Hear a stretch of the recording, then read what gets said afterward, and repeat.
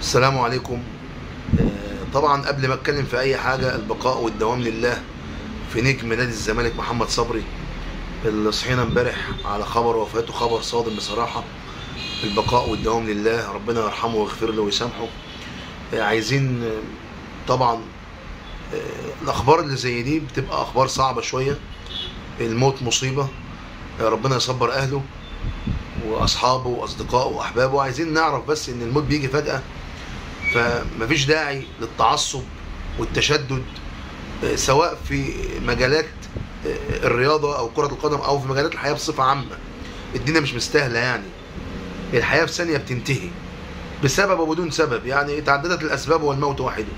ربنا يصبر أهله يا رب. بقاء لله. امبارح كان في ماتش لمنتخب مصر الثاني اللي هو بتاع الكابتن حلمي طولان، وماتش لمنتخب مصر الأول.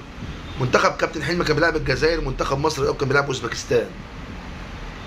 هتكلم على منتخب كابتن حسام حسن اللي رايح كاس افريقيا كمان ايام، اللي احنا ما رضناش نلعب البرازيل ماتش ودي ورحنا نلعب اوزبكستان. طبعا لو المنتخب التاني بتاع الكابتن حلمي اللي كان بيلعب امبارح ضد اوزبكستان كان كسب بدون مبالغه. احنا جميعا على وجه الكره الارضيه ما بنتفقش على وجهه نظر واحده، كل واحد فينا له وجهه نظر. ساعات تلاقي البعض متفق معاك والبعض مختلف، فالاختلاف في الرأي لا يفسد للود قضية. لكن في حاجة أعتقد كل الناس المهتمين بالكرة في مصر ممكن يكونوا متفقين عليها، هي إن الكابتن حسام حسن اللي بنشوفه منه من تكتيك وأداء داخل الملعب بنسميه خطة شد حيلك يا بلد. مش يعني أنا بتفرج، بحب الكابتن حسام، بحب روحه، بحب شخصيته القوية، ان ما حدش بيفرض عليه حاجه، اللي هو عايزه بيعمله. اللعيب اللي عايز يختاره بيختاره، ما بيعملش حساب لحد. عنده شخصيه وعنده كاريزما، ما حدش يختلف على كده. لكن اداء داخل الملعب يعني في الحاله الدفاعيه عامل حيطه يا ولد، في الحاله الهجوميه شد حيلك يا بلد. لكن 3-4-3 و4-2-3-1 و4-4-2 والخطط دي بتطبق داخل الملعب ازاي؟ ده مش موجود مع الكابتن حسام.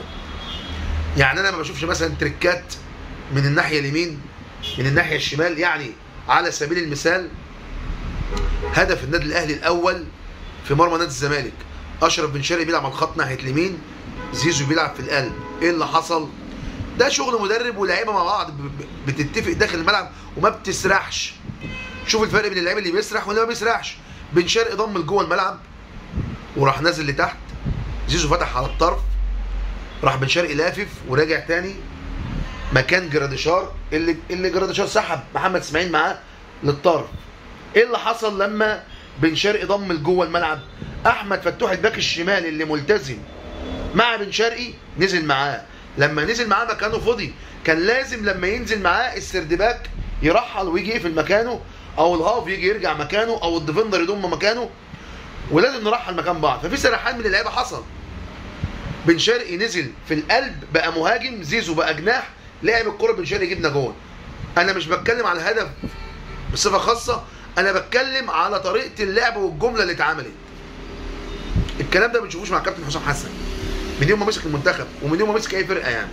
لكن بنشوف روح وعزيمه واصرار، لكن اداء جمالي او اداء خططي ما اعتقدش.